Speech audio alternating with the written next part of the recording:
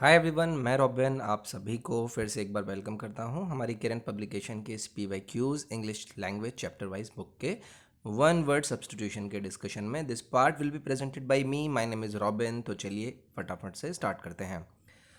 तो देखिए, पहला आपके सामने स्टेटमेंट दिया गया है, a figure with many angle और साइड्स। तो देखिए, ऐसी आकृति जिसकी बहुत ज़्यादा एंगल हों, बहुत सारे साइड्स हों, तो उसको हम बोलते हैं बहुभुज। तो देखिए, यहाँ पर तीसरा ऑप्शन दिया गया है आपको पॉलीगन, जिसका अर्थ होता है बहुभुज, यानी कि a structure with many angles many sides. Hexagon के बारे में, इसमें 6 एंगल 6 साइड्स होती हैं। ऑक्टागन के बारे में, इसके अंदर 8 एंगल 8 साइड होते हैं। और पेंटागन के बारे में, इसके अंदर 5 एंगल और 5 साइड्स होते हैं।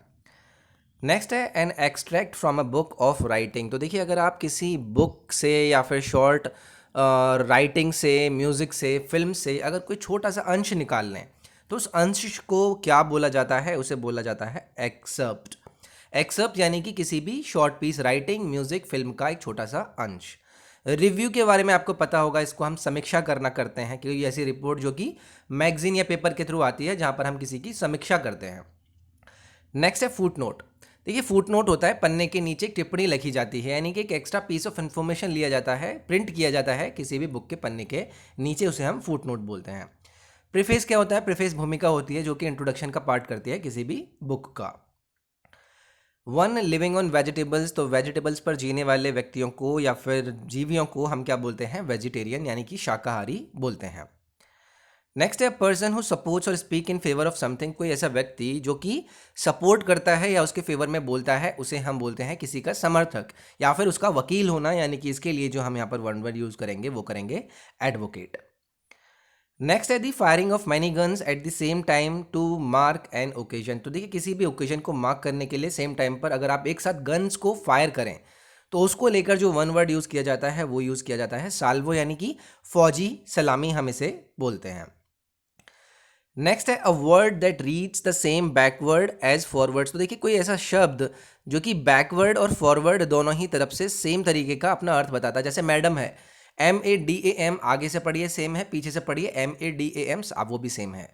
तो ऐसे शब्दों को बोला जाता है पैलिंड्रोम। ठीक है, ये आपको याद रखना है। उसके बाद देखिए, आपको वर्ड दिया गया है यहाँ पर एक्रोस्टिक।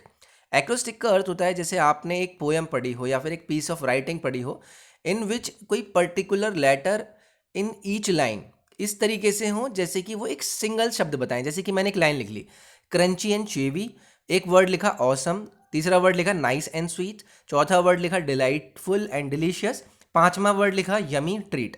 तो इन सबके पहले पहले जो वर्ड थे वो ले लीजिए।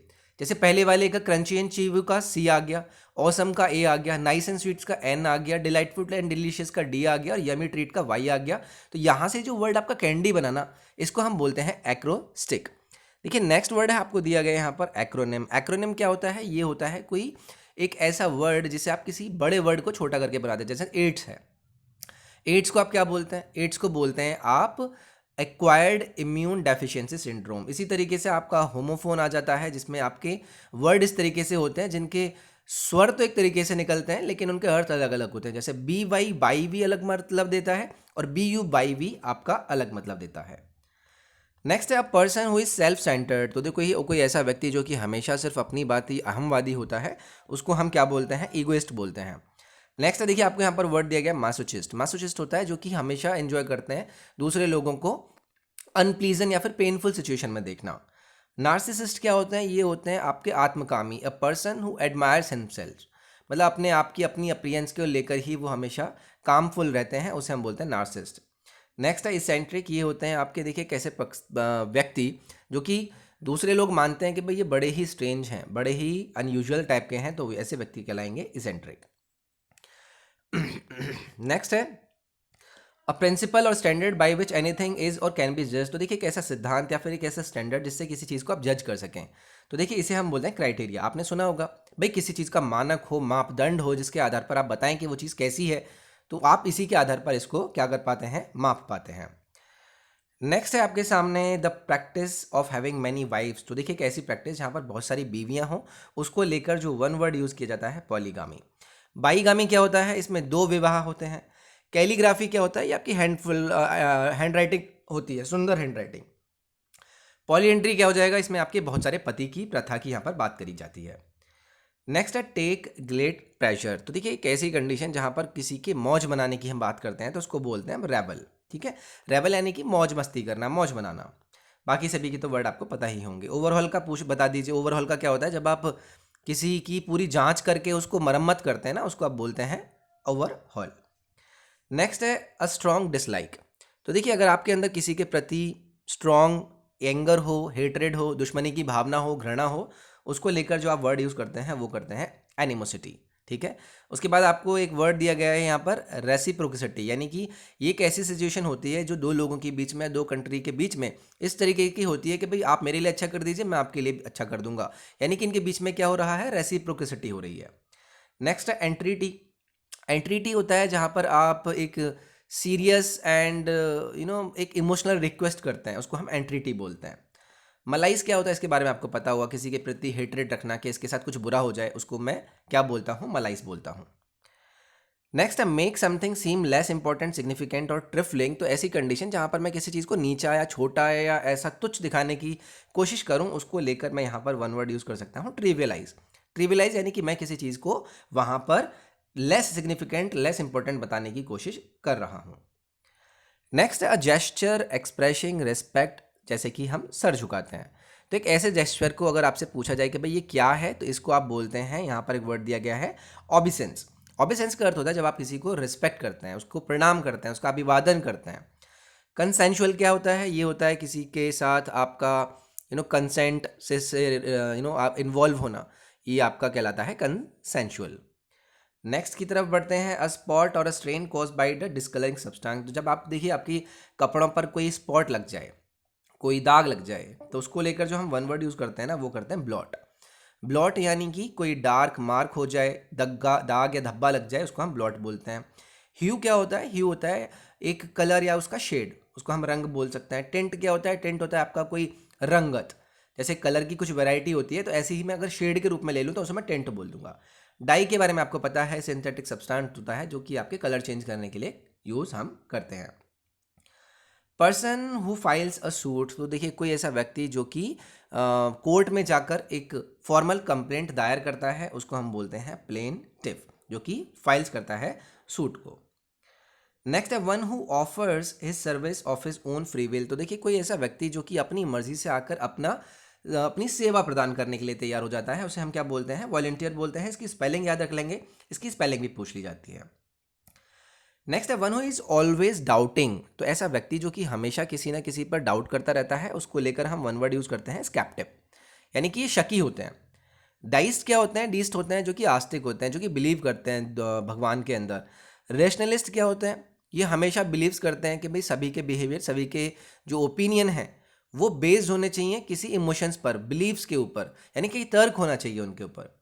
पॉजिटिविस्ट क्या होते हैं? ये आपके हमेशा एक ऐसा पर्सन होता है जो कि फिलॉसफी पर बिलीव करता है ना, आइडियाज़ की वजह से छोड़कर वो बाकी चीज़ों पर क्या करता है? बिलीव करता है, उसे मैं पॉजिटिविस्ट बोलते हैं।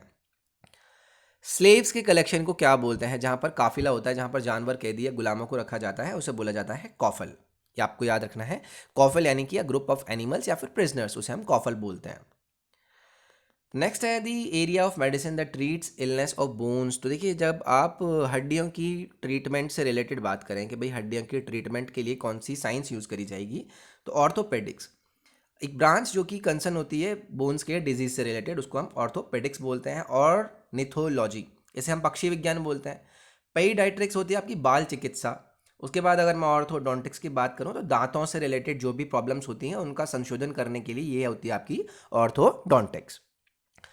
नेक्स्ट है person who applies for a job or he is nominated for an election. तो ऐसे पर्सन को आप क्या बोलेंगे? कैंडिडेट।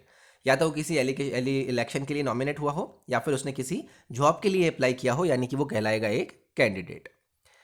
नेक्स्ट है स्पीच मेड विदाउट प्रिपरेशन। तो एक ऐसी स्पीच जहां पर आप कोई तैयारी ही ना करें, बिना तैयारी के बोलने की अगर मैं बात करूं तो यहां पर आपको एक वर्ड दिया गया है एक्सटेम्पोर।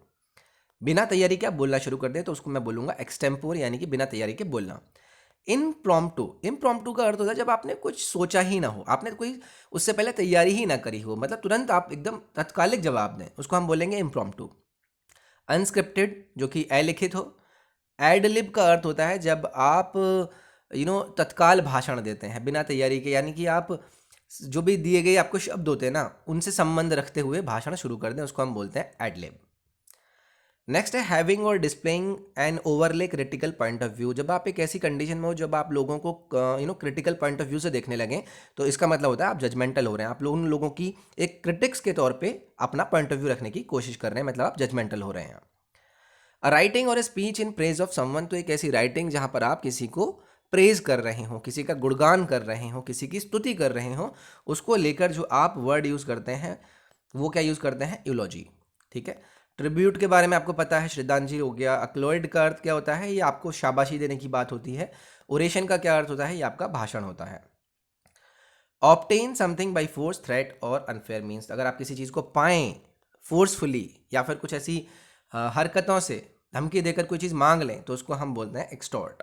ठीक है, इसको हम एक्सटॉर्ट बोलते हैं। रिग्रेट का आपको अर्थ पता होगा, पछतावा करना। रिसेंट का अर्थ क्या होता है, क्रोधित होना।